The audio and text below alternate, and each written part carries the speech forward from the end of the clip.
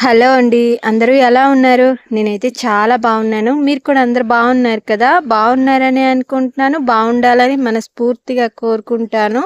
Welcome to my channel kBT life style vlogs. నేను మీ భారతిని.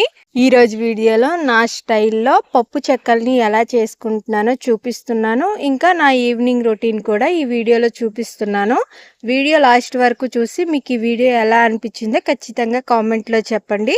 Video నచ్చితే లైక్ చేయండి. నా ఛానల్ ఫస్ట్ టైం చూస్తున్నట్టయితే ప్లీజ్ సబ్స్క్రైబ్ చేసుకొని సపోర్ట్ చేయండి. యూట్యూబ్ కొత్తగా ఇచ్చిన హైప్ కూడా ఖచ్చితంగా ఇవ్వండి.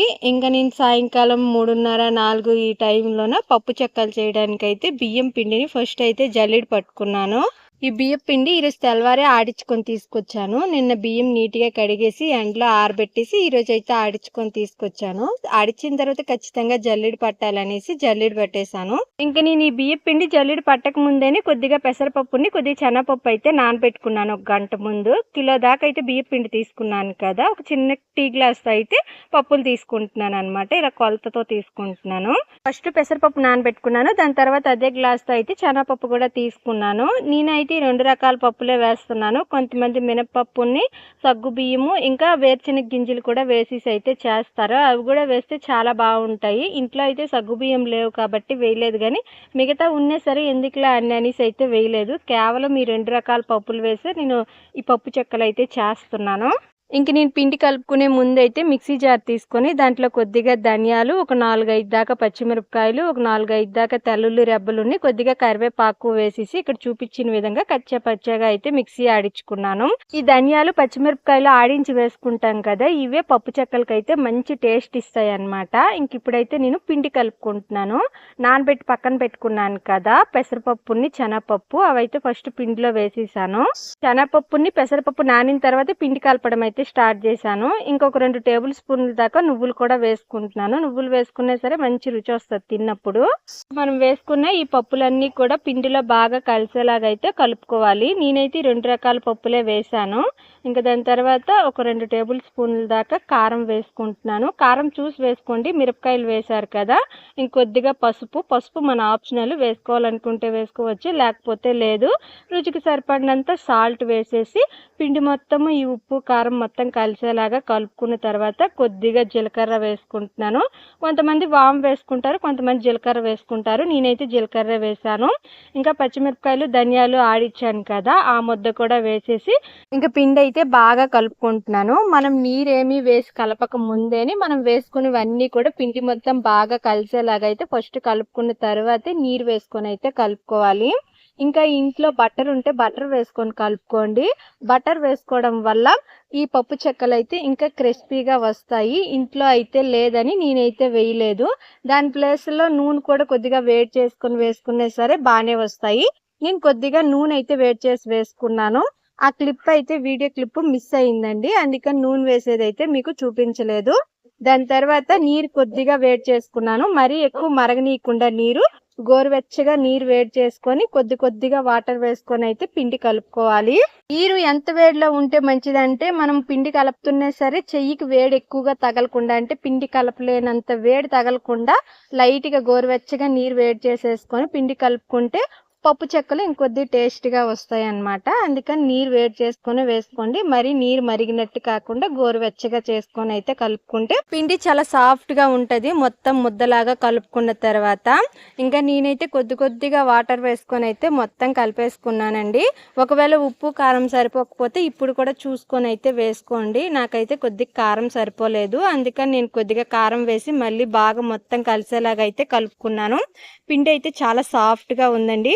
ఇక్కడ మీకు చూపిస్తున్నాను చూడు, ఒత్తి చూపిస్తున్నాను ఎంత సాఫ్ట్గా మెత్తగా ఉందో. ఇక్కడ నేను చూపించినట్టు చేస్తేనే పప్పు చెక్కలు బాగా వస్తాయి. కొద్దిగా పలుచగా అయినా సరే అసలు పప్పు చెక్కలు చేయడానికి అస్సలు రావు. అలానే గట్టిగా పిండి కలుపుకున్నాం అనుకోండి, పప్పు చెక్కలు ఒత్తుకునేటప్పుడు చుట్టూ కూడా పగుళ్ళు వచ్చేసి చూడడానికి అంత బాగా రావు. అందుకని ఇక్కడ నేను చూపించిన విధంగా కలుపుకోండి. ఇంకా నేను పిండి కలుపుకున్న తర్వాత ఒక 10 నిమిషాలు పక్కన పెట్టుకున్నాను. ఇంకా నేను ఆ 10 నిమిషాల్లో అయితే పొయ్యి మంట వేసేసి పొయ్యి మీద కళాయి పెట్టుకొని కళాయిలో నూనె అయితే వేసుకొని నూనె వేడి చేసుకుంటున్నాను. నూనె అయితే నేను సన్ఫ్లవర్ ఆయిల్ వాడుతున్నాను. ఏ ఆయిల్ అయినా వాడుకోవచ్చు. ఇంకా నూనె వేడయ్యేలోపు రేపు దోశ కోసం అయితే బియ్యముని పప్పు అయితే నానబెట్టుకుంటున్నాను. నేను దోశ కోసము బియ్యం ఎన్ని వేసుకుంటాను, పప్పు ఎన్ని వేసుకుంటాను మీకు ఇప్పుడు కొలతల మీద అయితే చూపించి చెప్తాను. నేనైతే దోశ కోసము 2.5 గ్లాస్ దాకా అయితే బియ్యం వేసుకున్నాను. రేషన్ బియ్యమేనండి. 1 గ్లాస్ దాకా అయితే మినపప్పు వేసుకున్నాను. ఇంకా ఈ బియ్యముని పప్పులోనే కొద్దిగా మెంతులు వేసుకున్నాను. మెంతులు వేసుకోవడం వల్ల దోశలు సాఫ్ట్గా వస్తాయి. అలా అని మెంతులు ఎక్కువ వేసుకోకూడదండి. దోశలు తినేటప్పుడు చేతి తగులుతాయి. కొద్దిగా వేసుకోండి. ఇంకా దాహం కూడా ఎక్కువ వేయదు దోశలు తింటే మెంతులు వేసుకోవడం వల్ల. ఒక 5-6 గంటలు అయితే నానబెట్టుకుంటే సరిపోతాయండి బియ్యముని మినపప్పు. ఇంకా అవి నానబెట్టడం అయిపోయిన తర్వాత ఇంక నేను పప్పు చెక్కలు చేయడానికి అయితే పొయ్యి దగ్గరికి వచ్చాను. నూనె కూడా వేడైపోయింది. ఇంకా నేను పప్పు చెక్కలు చేయడానికి అయితే ఫస్ట్ ఒక 2 సిల్క్ కవర్లు అయితే కట్ చేసి రెడీగా పెట్టుకున్నాను. ఈ సిల్క్ కవర్లు ఖచ్చితంగా ఉండాలండి పప్పు చెక్కలు చేయడానికి. ఇంకా ఇంట్లో ఒక ప్లెయిన్ పీట ఉంటే ఆ పీట తీసుకొని ఆ పీట మీద 2 కవర్లు వేసేసి ఆ 2 కవర్లకి అయితే ఒక పక్క అయితే ఆయిల్ పూసుకుంటున్నాను. ఇలా ఆయిల్ పూసుకోవడం వల్ల కవర్లకి ఎక్కువగా పిండి అయితే అతుక్కోకుండా ఉంటుంది. అలా అనేసి ప్రతిసారి ఆయిల్ పూయాల్సిన అవసరం లేదు. మధ్య మధ్యలో ఎప్పుడైనా ఎక్కువగా పిండి అతుక్కోబోతుంది అన్నప్పుడు మాత్రమే ఆయిల్ పూసుకుంటే సరిపోతుంది. ఇంకా ఆయిల్ పూసేసి పక్కన పెట్టుకున్న తర్వాత నేను కలిపి పక్కన పెట్టుకున్నాను కదా పిండి, ఆ పిండి అయితే చిన్న చిన్న ఉండలుగా అయితే చుట్టేసుకుంటున్నాను. పిండి మొత్తం ఒకేసారి ఉండలు చుట్టేయకుండా కొద్ది కొద్దిగా పిండి తీసుకొని ఉండలు చుట్టుకుంటే పిండి గట్టి పడిపోకుండా ఉంటుంది. మిగతా పిండి మీద ఏదైనా కాటన్ గుడ్డ తడుపుకొని వేసుకుంటే పిండి ఎక్కువగా గట్టి పడిపోకుండా ఉంటుంది. బాగుంటుంది అనమాట సాఫ్ట్గా. ఇంకా నేనైతే ఒక 10-15 దాకా ఉండలు చుట్టుకున్న తర్వాత పీట మీద అయితే ఆయిల్ పూసుకున్న సిల్క్ కవర్ వేసుకున్నాను. ఆ సిల్క్ కవర్ మీద ఒక్కొక్కటిగా అయితే చుట్టుకున్న ఉండలు అయితే పెట్టుకున్నాను. కొద్ది కొద్దిగా దూరంగా. అంటే ఇలా చేసుకుంటే కొద్ది తొందరగా చేసుకోవడం అయితే అయిపోతుంది. మా ఇంట్లో అయితే పూరీలు ఎత్తుకునే పీట అయితే లేదండి. అందుకని నేను ఇలా చేసుకుంటున్నాను. ఇంట్లో పూరీలు ఎత్తుకునే పీట ఉంటే దాంట్లో చేసుకున్న తేలిగ్గా ఉంటది. ఇంట్లో ప్రస్తుతానికి లేదని అయితే నేనైతే చేయలేదు. అలా ఇలా చేసుకుంటున్నాను. ఇలా చేసుకున్నా సరే చాలా తొందరగా అయిపోతుందండి. ఇలా ఉండలు పెట్టుకున్న తర్వాత ఇంకో కవర్ ఉంటుంది కదా సిల్క్ కవర్, అది ఆ పైన పెట్టేసి ఏదైనా ఇలా స్టీల్ ఉంటుంది కదా టిఫిన్లు లాంటివి, టిఫిన్లు అయినా కానీ చెంబు అయినా ఏదైనా సరే కింద కొద్దిగా ప్లెయిన్ గా ఉండేటట్టు కొద్దిగా అడల్పుగా ఉండేవి ఏవైనా తీసుకుని ఇక్కడ నేను చూపించిన విధంగా ఒత్తుకుంటే అంతేనండి. ఈజీగా ఉప్పు చెక్కలు అయితే రెడీ అయిపోతాయి. ఒత్తుకునేది రెడీ అయిపోతుంది. కొంతమంది అయితే చేయితోనే ఒత్తేసుకుంటారు. నాకైతే చేయితో ఒత్తుకునేవి అంత పెద్దగా నచ్చవు. ఎందుకంటే చేయితో ఒత్తుకునేవి ఒక పక్క లావుగా ఒక పక్క పలచగా ఉంటాయి. అవి ఒక పక్క ఏగనట్టుగా మెత్తగా అలా ఉంటాయి అన్నమాట. అందుకని నాకు అంత బాగా నచ్చవు. నేను ఎప్పుడు చేసినా సరే ఇలానే చేసుకుంటానండి సింపుల్ గా. ఇలా చేసుకోవడం వల్ల చేసుకునేది అయితే చాలా తొందరగా అయిపోతుంది. ఇంకా పప్పు చెక్కలు కూడా అన్ని దుక్కులు కూడా సమానంగా వస్తుంది అనమాట. అంటే ఒక పక్క లావు పలచగా లేకుండా మొత్తం కూడా సమానంగా వస్తుంది. ఒకరి సపోర్ట్ పక్కన ఉంటే ఇంకా తొందరగా అయిపోతుందండి. నేనైతే ఒక్కదాన్నే చేసేస్తున్నాను. ఉండలు చుట్టుకొని ఒత్తుకొని అయితే నేనే చేస్తున్నాను. ఇంకా మా ఊరు సైడ్ ఈ పప్పు చెక్కలను అయితే ఉప్పు చెక్కలు అని అంటారు. మీ ఊరు సైడ్ ఈ పప్పు చెక్కల్ని ఏమంటారో కామెంట్ లో చెప్పండి. మా ఊరు సైడ్ అయితే పప్పు చెక్కల్ని ఉప్పు చెక్కలు అని అంటారు అనమాట. ఉప్పు చెక్కలు అంటేనే మా ఊర్లో ఉండే వాళ్ళకైతే అర్థం అవుతుంది. పప్పు చెక్కలు అంటే పెద్దగా ఎక్కువ మందికి అయితే అర్థం కాదు. కాకపోతే చాలా మంది పప్పు చెక్కలు అంటారు అనేసి నేను ఈ వీడియోలో అయితే ఎక్కువ సార్లు అయితే పప్పు చెక్కలనే వాడాను. ఇంకా మీరు ఈ పప్పు చెక్కల్ని ఎలా చేసుకుంటారో ఖచ్చితంగా కామెంట్ లో చెప్పండి. అంటే ఒక్కొక్కరు ఒక్కొక్క పద్ధతిలో చేసుకుంటారు. ఇంకా కొన్ని ఎక్స్ట్రా ఐటమ్లు వేసుకొని అయితే చేసుకుంటారు. మీరు ఎలా చేసుకుంటారో కామెంట్ లో చెప్పండి. నేను నెక్స్ట్ టైం అలా చేయడానికి అయితే ట్రై చేస్తాను. ఇంకా నేనైతే ఈ వీడియోలో చూపించినట్టుగా సేమ్ ఎప్పుడు చేసినా సరే ఇలానే చేసుకుంటానండి.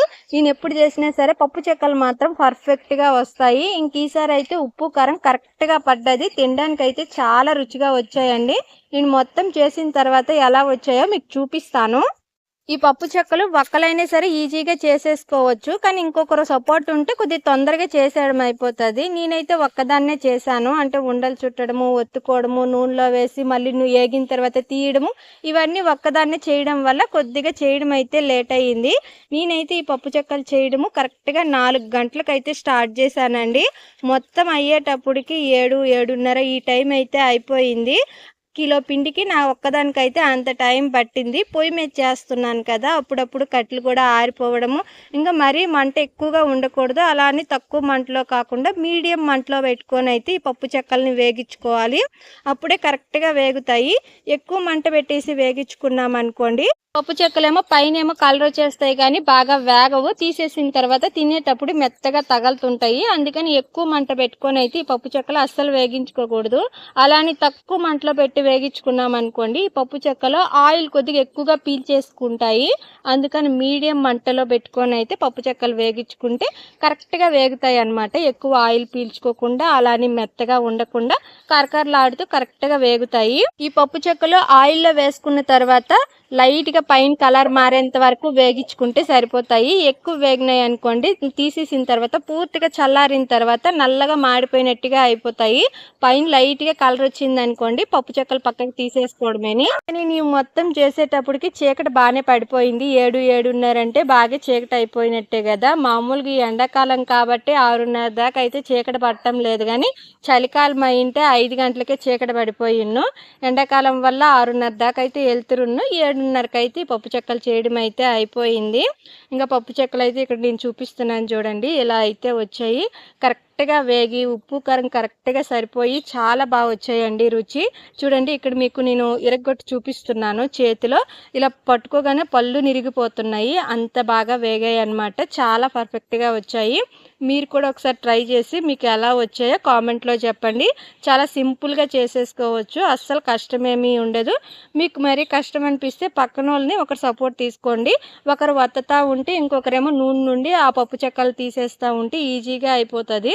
ఒకరు ఉండలు చేసేస్తుంటే ఇద్దరు ఉంటే సింపుల్గా చేసేసుకోవచ్చు అనమాట. ఫస్ట్లో చేసినప్పుడు కొద్దిగా కంగారుగా అనిపిస్తుంది. అలవాటు ఉన్న వాళ్ళు మాత్రం ఈజీగానే చేసుకోవచ్చండి. పెద్ద కష్టమేమీ ఉండదు. ఇంకా పప్పు చెక్కలు పూర్తిగా చల్లారిపోయిన తర్వాత గాలి లేకుండా ఉండే ఒక టిఫన్లో అయితే వేసుకుంటున్నాను. అంటే మూత పెట్టేసిన తర్వాత దాంట్లో గాలి పోకుండా ఉంటుంది. గాలి పోకుండా ఉండే డబ్బాలో కానీ టిఫన్లో కానీ ఏదైనా గాజు సీసాలో పెట్టుకున్నాం అనుకోండి ఎక్కువ రోజులు ఈ పప్పు చెక్కలు గాలి పట్టకుండా ఉంటాయి. కరకరలాడుతూ ఉంటాయి.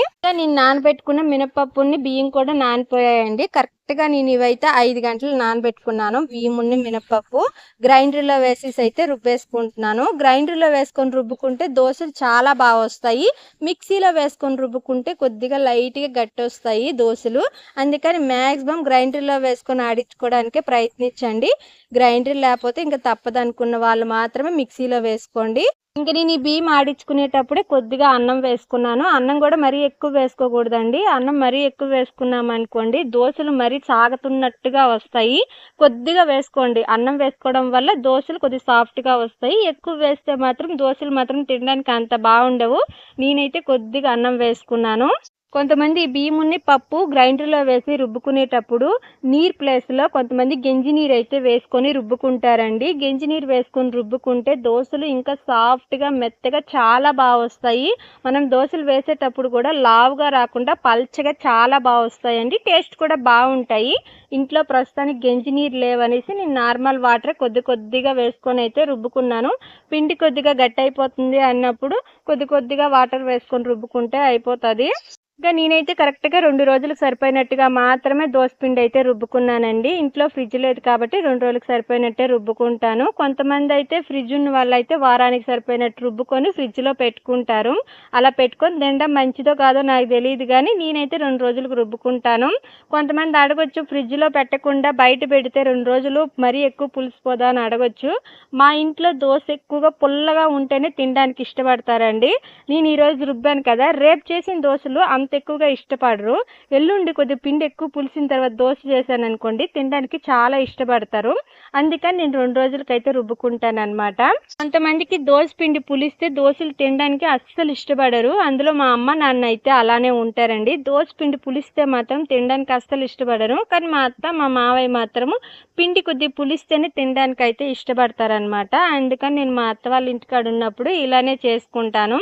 ఇంకా దోసపిండి రుబ్బుకోవడం అయిపోయిన తర్వాత కొద్దిగా బట్టలున్ను ఆ బట్టలు అయితే మడత పెట్టేసి ఎవరి బట్టలు వాళ్ళు సపరేట్గా అయితే వేసేస్తున్నాను. ఆల్రెడీ నేను కొద్దిగా బట్టలు అయితే మడత పెట్టేశాను. దాని తర్వాత వీడియో తీసాను అనమాట. అందుకని మీకు కొద్దిగా బట్టలే కనిపిస్తున్నాయి. కొద్దిగా ఎక్కువ బట్టలే ఉన్నాయి. చేతి నిండా బట్టలు ఉండండి. అవన్నీ ఆల్మోస్ట్ అయితే మడత పెట్టేశాను. కొద్దిగా బట్టలు ఉన్నప్పుడు వీడియో తీసాను అనమాట. ఇంకా బట్టలు మడత పెట్టడం అయిపోయిన తర్వాత గిన్నెలన్నీ బయట వేసేసి అయితే గిన్నెలు దోముకుంటున్నాను. నేను గిన్నెలు దోముకునేటప్పటికి స్నానం కూడా చేయలేదండి. గిన్నెలు మొత్తం దోమేయడం అన్నీ అయిపోయిన తర్వాత స్నానం చేసుకుంటే కొద్దిగా నీట్గా అనిపిస్తుందని ఉన్ని గిన్నెలు కూడా బయట వేసేసి అయితే దోముకుంటున్నాను. తెల్లవారి మధ్యాహ్నం వంట అయిపోయిన గిన్నెలన్నీ అప్పటికప్పుడే దోమేశాను. ఇప్పుడు అయిన వరకు మాత్రమే గిన్నెలున్ను. కానీ ఇప్పుడు కూడా కొద్దిగా ఎక్కువగానే గిన్నెలున్నాయండి. నాకు రాత్రులు బద్ధకం ఏమీ లేదు అనిపించినప్పుడు మాత్రం రాత్రి గిన్నెలు రాత్రే దోమేస్తాను. కొన్నిసార్లు మాత్రం రాత్రి తిన్న తర్వాత దోమడానికైతే ఇంట్రెస్ట్ రాదు. బద్ధకం అనిపిస్తది. అలాంటప్పుడు గిన్నెలన్నీ రాత్రి వదిలేసి రేపు తెల్లవారైతే దోముకుంటాను. నాకెందుకో తెల్లవారికి పాస్ గిన్నెలున్నాయనుకోండి, ఇంకా ఆ రోజంతా నాకు పని లేట్ అయిపోయినట్టుగానే అనిపిస్తది. తెల్లవారి పనులు కొద్దిగా తొందరగా అయిపోవాలి అంటే రాత్రి గిన్నెలు అయితే తెల్లవారికి ఉంచకూడదండి. గిన్నెలు ఉన్నాయి అనుకోండి, ఆ రోజు ఎలాగైనా పని లేట్ అయిపోయినట్టుగానే అనిపిస్తది. అందుకని రాత్రి గిన్నెలు రాత్రి తోమేసామనుకోండి, తెల్లవారు లేసిన తర్వాత వాకిలి చిమ్ముకొని ఈ పనులు అయితే పెద్దగా ఇబ్బంది అనిపించదు. గిన్నెలు తోమే పని ఉండదు. వంట మొత్తం అయిన తర్వాత కొద్ది గిన్నెలే అవుతాయి కదా. కానీ కొన్నిసార్లు మాత్రం ఖచ్చితంగా రాత్రులు అయితే తిన్న తర్వాత బద్ధకం వచ్చేస్తది. అలాంటప్పుడు మాత్రం గిన్నెలు ఉండిపోతాయి. ఇంకా నేనైతే మా బాబుకి స్కూల్ ఓపెన్ అయిన తర్వాత ఖచ్చితంగా రాత్రి గిన్నెలు రాత్రే తోముకోవాలి. లేకపోతే వాడికి తెల్లవారు లేసి స్కూల్కి అయితే పంపించలేను. ఎందుకంటే వాడి స్కూల్ బస్సు కరెక్ట్‌గా 7:30 8:00కి ఈ టయానికైతే వచ్చేస్తది. వాడికి తెల్లవారి టిఫిన్, మధ్యాహ్నం కోసం అన్నము 2 కూడా చేసేసి పంపించాలంటే కొద్దిగా తొందరగా లేసేసి అయితే చెయ్యాలి. ఇంకా గిన్నెలు తోముకోవడం అయిపోయిన తర్వాత నీరు తోడుకొని అయితే స్నానం చేసుకుంటున్నాను. నేను స్నానం చేయకముందే ఇంట్లో వాళ్ళందరూ అయితే స్నానం చేసేయడం అయిపోయిందండి. నేనే లాస్ట్‌కి అయితే స్నానం చేశాను. ఇంకా రాత్రికైతే ఏమేమి చేసుకున్నానో చూపిస్తారండి. ఇప్పుడైతే కూర ఏమీ చేయలేదు. మధ్యాహ్నం చేసుకున్నవే ఇవి. కూర అయితే ఆకుకూర పప్పు అండి. పొన్నగంటి ఆకు అయితే తీసుకొచ్చారు. కొద్దిగా ఆకు పప్పుకూర చేశాను. కొద్దిగా ఆకు అయితే తాలింపు చేశాను. ఇంకా అన్నము, వేడి వేడి అన్నము. బాబుకైతే అన్నం తినిపించేశాను. ఇంకా పచ్చడి అయితే పచ్చిమిరపకాయలు, వేరుశెనగ గింజలు వేసేసి అయితే రోట్లో దంచాను పచ్చడి. ఇంకా ఒక పెరుగు ప్యాకెట్ అయితే మా ఆయన తీసుకొచ్చారు పెరుగు. ఇంకా పొనగంట తాలింపు కొద్దిగా చేశాను అన్నాను కదా, ఆ తాలింపు. ఇంకా మా ఆయనకేమో ఉల్లిపాయ కారం తినాలనిపించిందంట. అందుకని మా ఆయన కొద్దిగా అయితే మధ్యాహ్నం చేసుకున్నారు. ఇంకా రాత్రికి కూడా కొద్దిగా ఉందన్నమాట. ఇవన్నీ కూడా మధ్యాహ్నం చేసినవి. రాత్రికైతే కూరల వరకు వంట చేసిన పని అయితే ఏమీ లేకుండా కేవలం అన్నం వరకే వేడివేడిగా చేశానన్నమాట. ఇంకా మా మావయ్య ఏమో ఈరోజు చపాతీ తిననేసారు. అందుకని చపాతీ కూడా ఈరోజు అయితే చేయలేదు. వేడన్నం వేసుకుని తినేసారు కూరలు ఉన్నాయి కాబట్టి. ఇంక నేను ఈ పప్పు చెక్కలు ఇవి చేశాను కాబట్టి రాత్రికి కూరలు ఏం చేసే పని లేదు కాబట్టి నాకు కొద్దిగా తేలిగ్గా ఉందండి. లేకపోతే ఇంకా రాత్రి 10, 11 అయిపోయింది తినేటప్పటికి. ఇంకా మా అత్త మా మావయ్యకి అన్నం పెట్టేసిన తర్వాత నేను కూడా ప్లేట్లో అన్నీ ఏవేవి ఉన్నాయో అవన్నీ కూడా కొద్దిగా వేసుకొని అయితే తినేసాను. ఇంకా తిన్న తర్వాత అయితే పరుపులు అయితే వేసేసానండి. ఇంకా మా ఆయన ఉన్నారు కాబట్టి 2 మంచాల మీద పరుపులు వేసేసాను. ఇంకా మా బాబు వచ్చి అయితే మంచం మీద పడుకుంటున్నాడు. వాడైతే మధ్యాహ్నం పడుకున్నాడు కాబట్టి ఈరోజు అయితే 10 అవని 11 అవని ఏ టైం అవని ఉంటాడనమాట మేమందరం పడుకునేంత వరకు. ఇంకా నేను కూడా బాబు పక్కన వచ్చి అయితే పడుకున్నాను. వాడితో కాసేపు ఆడుకున్న తర్వాత నిద్రపోయామన్నమాట. మేము నిద్రపోయేటప్పటికి టైం అయితే 10 ఈ టైం అయితే అయిపోయి ఉంటుంది.